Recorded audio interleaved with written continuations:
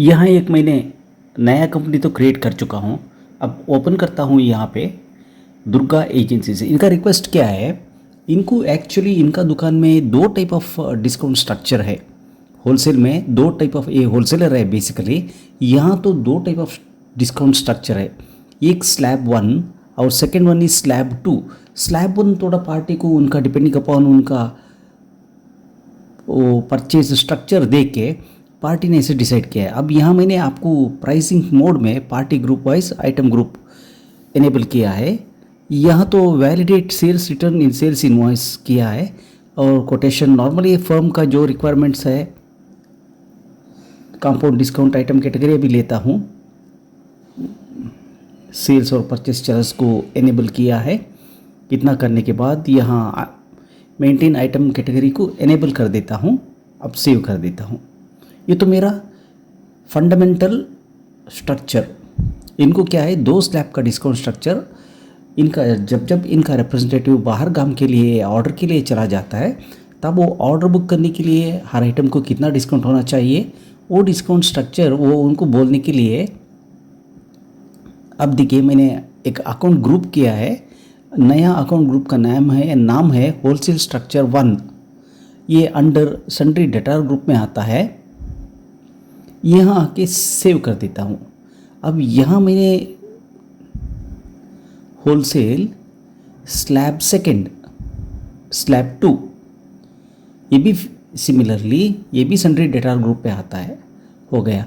अब मैं क्या कर देता हूँ, अकाउंट क्रिएट कर देता हूँ। अकाउंट यहाँ आके एक सैंपल के लिए सिलेक्शन करके देखता हूँ सन्ड्री डेटर यहाँ काट के, हाँ होलसेल वन होलसेल टू आ चुका है। टेस्टिंग के लिए मैंने यहाँ आया था। अब ये इतना कॉन्फ़िगरेशन। अब आगे बढ़ता हूँ, यहाँ आता हूँ आइटम ग्रुप में। अब मैं ग्रुप्स क्रिएट करने शुरू कर देता हूँ। एक्सेल्स ये ऑलरेडी एग्जिस्टिंग ग्रुप में है बोल के बोल रहा है। हाँ ऑलरेडी मैंने इतना ग्रुप तो ऑलरेडी क्रिएट कर चुका हूँ। अब यहाँ से भाग जाता हूँ, आइटम क्रिएट कर देता हूँ एक्सेल चेकनट।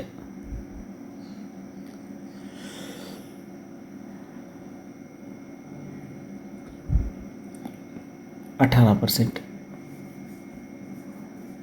अब आइटम में आता हूँ, आइटम लिस्ट में आता हूँ।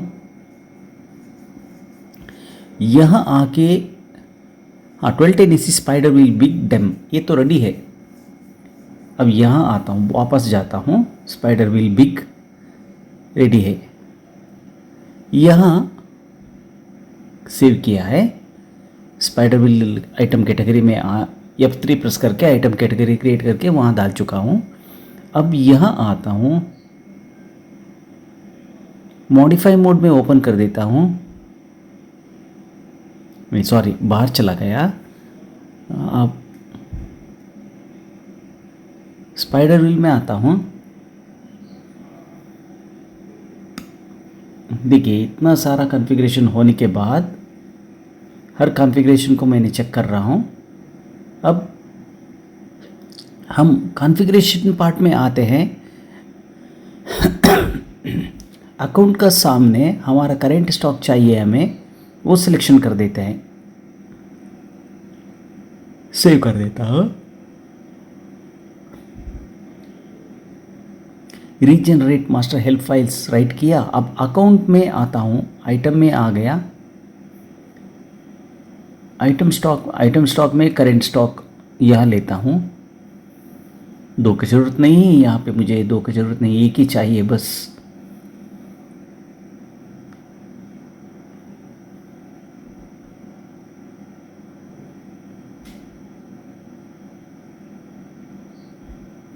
ये सिंगल लेके यहाँ लेता हूँ 1। अब यहाँ आता हूँ, अकाउंट में आता हूँ, करेंट बैलेंस लेता हूँ, सेव कर देता हूँ। अब अकाउंट पे हो गया। अब regenerate master help price process तो ऑलरेडी जारी है। यहाँ पे मास्टर हेल्प फाइल्स हो रहा है।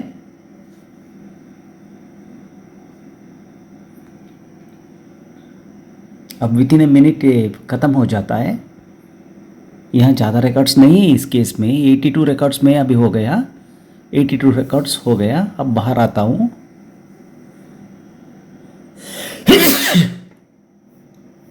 अब पार्टी वाइज सेल्स स्ट्रक्चर में आता हूँ, होलसेल 1 स्लैब लेता हूँ, यहाँ देखिए डाउन एरो प्रेस कर देता हूँ और यहाँ कंपाउंड डिस्काउंट, अब पार्टी ग्रुप और आइटम ग्रुप का हिसाब से यहाँ फिट करते जाता हूँ। यहाँ स्पाइडर व्हील बिग, यहाँ 20% बोल के लिख देता हूँ। स्पाइडर व्हील किट 22% बोल के लिख चुका हूँ मैं। यहाँ 20+2 बोल के लिख देता हूँ। यहाँ 15+2 कर देता हूँ, 17। स्पाइडर व्हील सॉल्व सेव कर दिया। अब सेव करने के बाद सेकंड के लिए भी स्लैब डालना पड़ेगा। अब स्पाइडर व्हील सेम सिमिलरली यहाँ आता हूँ, spider wheel big,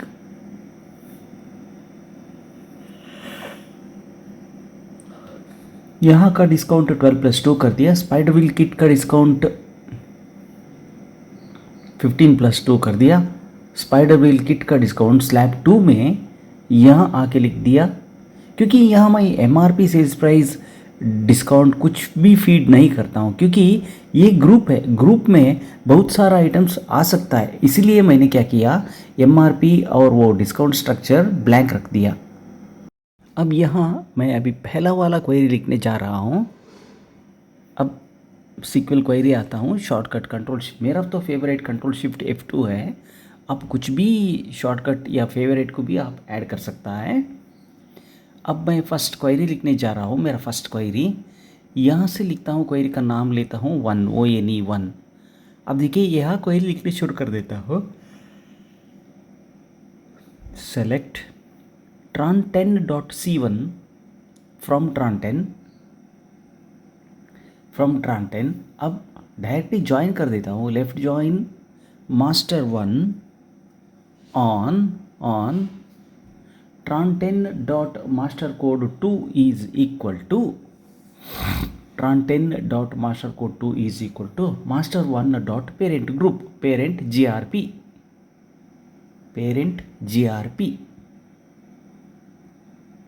where master1.master type is equal to 6।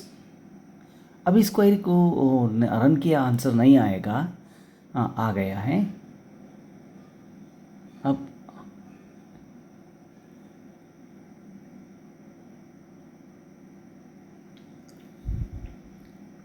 and where master1.code is equal to master1 dot where अब इतना रन करके सेव कर देता हूँ। दोबारा एक बार रन करके देखता हूँ।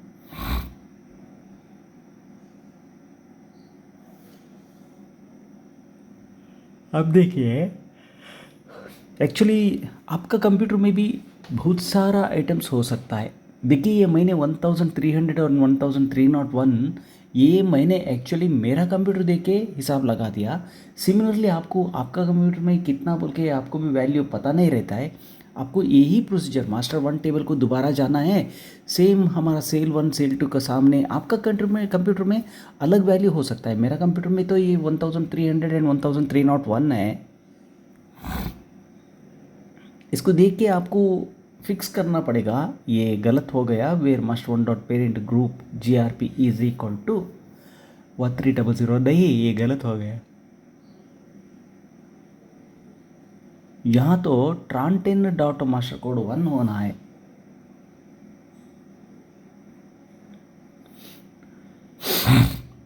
अब हटा देता हूँ।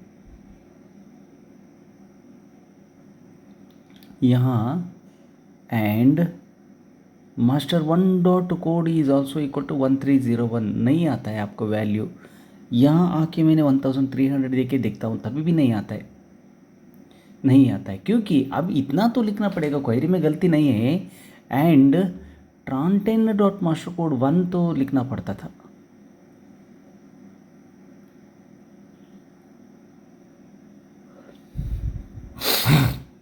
यह क्या हो चुका है,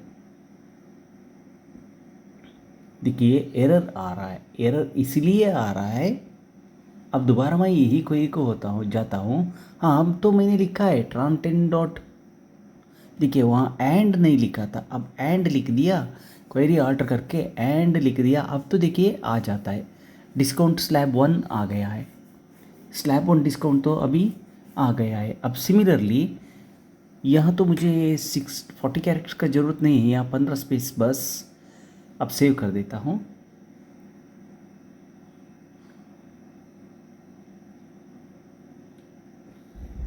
अब हम आगे बढ़ते हैं। यहाँ तो न्यू डिज़ाइन तो है, अभी हम आगे बढ़ते हैं। दूसरा क्वेरी तो अभी लिखना पड़ेगा।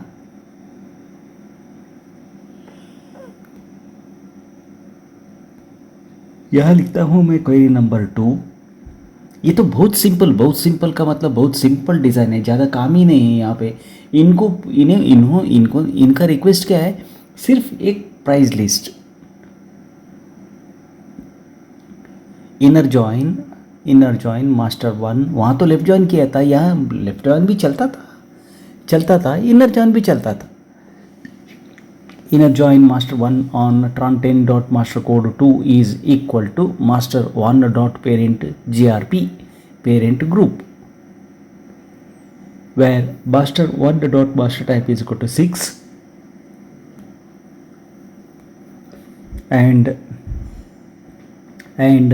tran 10 dot master code 1 is equal to 130 is equal to 1301। मेरा कंप्यूटर में ये 1301 है। नहीं, ये मैं सब क्वेरी भी लिख सकता था, फिर भी मैंने ऐसे किया। सब क्वेरी भी आप लिख के लाइक का कंडीशन लगा के, ये भी आंसर ऑलरेडी मैंने किया है, ऐसे सारा कुछ किया है। I got answer of 1301। कोई पार्टी को ये पता नहीं लगता है कि सीखने वालों के लिए ये नहीं लगता है कि मैं 1301 ही आप ले लिया, आपका कंप्यूटर में गलत आता है, क्योंकि मेरा टेबल में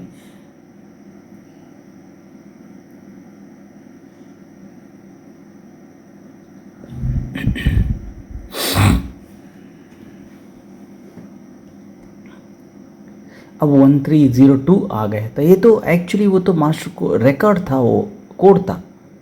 यहाँ इतना आता आंसर दे दिया, अब इतना आ गया। अब यहाँ से डायरेक्टली मैं क्या कर देता हूँ, इसको प्रिंट प्रीव्यू में लेके जाता हूँ। And where master 1 dot code is equal to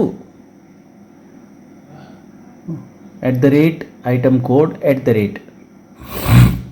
अब यहाँ आता हूँ, आइटम मास्टर में लेता हूँ, सेव कर देता हूँ, लिस्ट में आता हूँ, स्क्रीन में आता हूँ, ऑल आइटम सिलेक्शन कर देता हूँ, न्यू डिज़ाइन लेता हूँ। अब इसके बाद कस्टम कॉलम में चला जाता हूँ। देखिए अब स्क्रीन के ऊपर कस्टम कॉलम प्रेस कर दिया। यहाँ मैं लिख देता हूँ डिस्काउंट स्लैब 2, काउंट स्लैब 2, नहीं वो 11 लिखता नहीं हूँ मैं, 2। अब सेव कर देता हूँ। सेव कहाँ करना है, आफ्टर U1 करना है मुझे।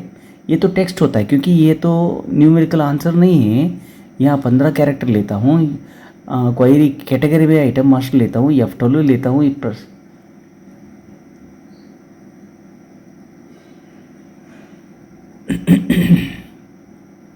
सेव फील्ड कलेक्शन कर देता हूँ। अब सेव फील्ड प्रेस कर दिया, अब सेव फॉर्मेट हो गया। अब एक बार रन करके देखता हूँ। देखिए अभी मेरा डिस्काउंट तो आ गया है। इतना तो इनका रिक्वेस्ट इतना ही में मैं सब कुछ फिनिश हो जाता है। GST परसेंट कितना है वो भी मिल गया।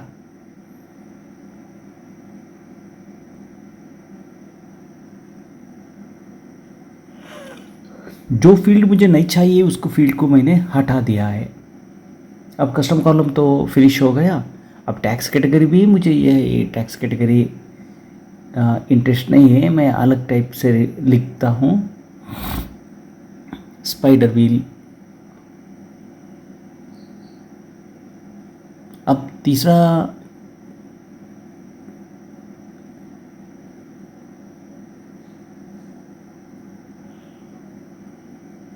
अब देखिए इतना सारा हटाने के बाद आइटम का नाम का साम। अब मैं आगे बढ़ता हूँ, यहाँ आता हूँ अब एक क्वेरी लिखता हूँ कैट। देखिए मेरे साथ आइटम का कैटेगरी भी है। अब एक सिंपल क्वेरी लिख देता हूँ m2.cm1 from master support as m2 where m2 dot master type is equal to 6। master 1 table में भी corresponds to item only, master support table में भी m2 dot master 1 dot m2 dot master type is equal to 6 corresponds to this particular items। अब यहाँ मैं आगे लिखता हूँ select master 1 dot name from master 1 where master 1 dot code is equal to m2 dot cm1। what is the meaning of it? What does it mean? It means you have a value, particularly that m2 dot cm1 corresponds to 4 digits, but for that 4 digits it has to fetch the item name from master 1 table. It will take the 4-digit number directly to the master 1 table and it will compare with that. So after comparing, it will find the name of the particular item. So now it's not in this case it's not item, but it is category, item category. Now I will add one more column called category. Category comes, I'll tell you the exact position of it.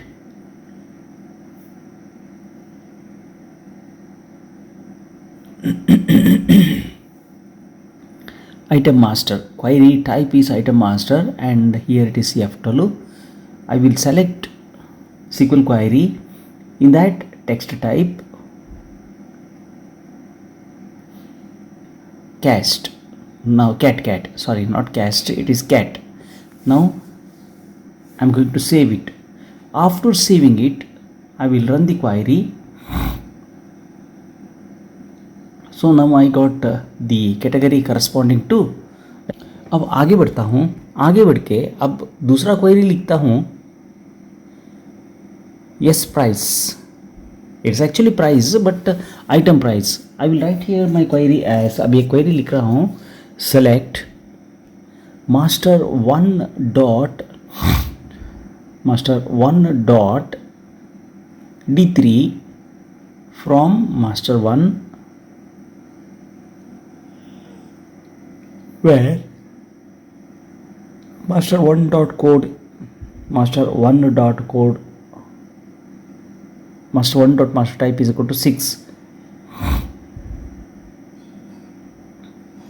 अब मुझे तो पता चल गया कि मेरा entry एक ही है, and where master 1 dot code is equal to @item code @item code अब यहाँ तो एंड डाल चुका है, इसीलिए इस बार तो क्वेरी में कुछ प्रॉब्लम आने वाला नहीं है। अब मैं यहाँ कस्टम कॉलम, अब एक नया कॉलम ऐड कर रहा हूँ।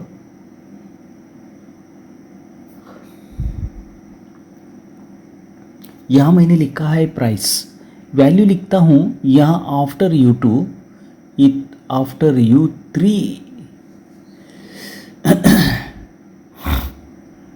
न्यूमेरिक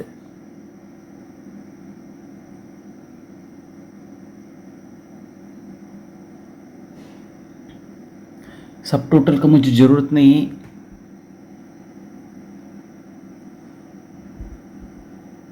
न्यूमेरिक पार्ट लेता हूँ SQL क्वेरी में।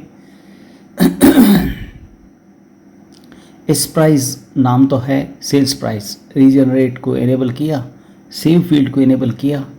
अब सेव फॉर्मेट करने के बाद एक बार टेस्ट करके देखता हूँ। देखिए मेरा प्राइस भी आ गया, ये सेलिंग प्राइस आ गया, ये तो सेलिंग प्राइस है, ये सेलिंग प्राइस तो ऑटोमेटिक। अब हम आगे बढ़ते हैं।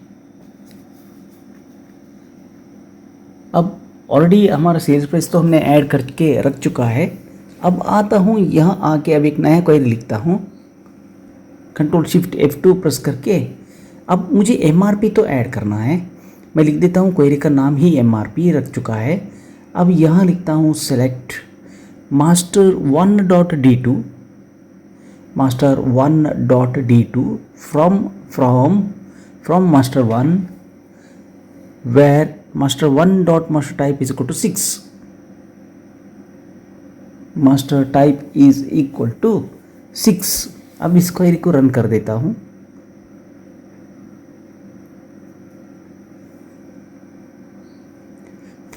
where master 1 dot code is equal to @item code @ अब डायरेक्ट SQL क्वेरी टाइप में हटा के आइटम मास्टर ले लेता हूँ। आइटम मास्टर ले लेके यहाँ तो सेव कर देता हूँ। अब सेव करने के बाद हम दोबारा हमारा आइटम लिस्ट में आता हूँ। आइटम लिस्ट में आके न्यू डिज़ाइन सिलेक्शन कर दिया। अब सिलेक्शन करने के बाद कस्टम कॉलम पे आ गया। यहाँ आके एक नया कॉलम ऐड कर देता हूँ। यह नया कॉलम का नेम है MRP 12। अब ये यहाँ आके आइटम मास्टर F12 सिलेक्शन कर दिया। यहाँ आके SQL क्वेरी में आ गया, नंबर सिलेक्शन कर दिया। नंबर हमें तो डेसिमल प्लेसेस तो हाँ तो होना है। रीजनरेट फील्ड वैल्यू शुरू से एक बार लोड कर लेता है अपने मेमोरी से डिस्प्ले के लिए, स्क्रीन में थ्रो करने के लिए। अब स्क्रीन का ऊपर थ्रो होने के बाद अब हमारा एक्चुअल MRP इस पर्टिकुलर आइटम के लिए 1026 आ गया है। अब एक नया क्वेरी ऐड कर देता हूँ। क्वेरी का नाम है GST। नहीं, वो कैपिटल लेटर स्मॉल लेटर कुछ फ़र्क नहीं आता है, नाम तो है GST। यहाँ लिख देता हूँ, देखिए सेलेक्ट। अब एक सब क्वेरी लिखते शुरू कर देता हूँ। Select F2.d2 from master support as M2 where exists। ये देखिए where exists का सामने ही ये लिखना था, अगर नीचे लिखा भी ये चलता है क्योंकि एक सब क्वेरी है। देखिए ऐसे ही इसको लिखने का तरीका है। where exists master 1.cm8 from master 1 where master 1.cm8 is equal to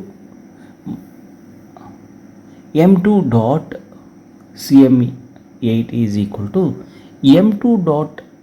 m2.master code। अब m2.master code double parenthesis close, क्योंकि ये सब query from master 1 where master 1.master type is equal to 6 इतना लिख देता हूँ।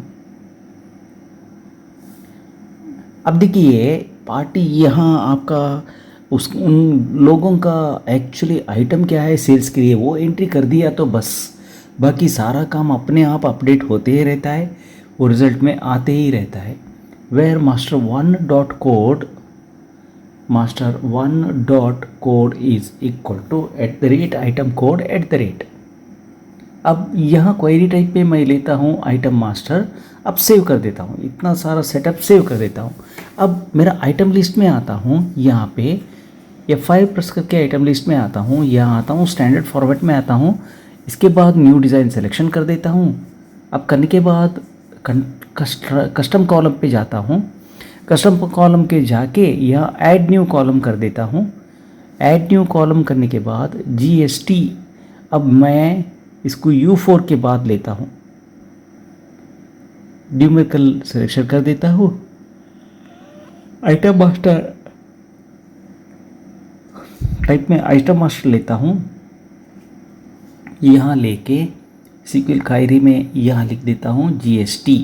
अभी रीजनरेट फील्ड वैल्यू को एनेबल कर देता हूँ। अब सेव फील्ड कर देता हूँ। सेव फील्ड करने के बाद अब सेव फॉर्मेट प्रेस कर देता हूँ। सेव फॉर्मेट प्रेस करने के बाद अब एक बार रिफ़्रेश कर देता हूँ। अब देखिए हमारा GST तो 18% आ गया है।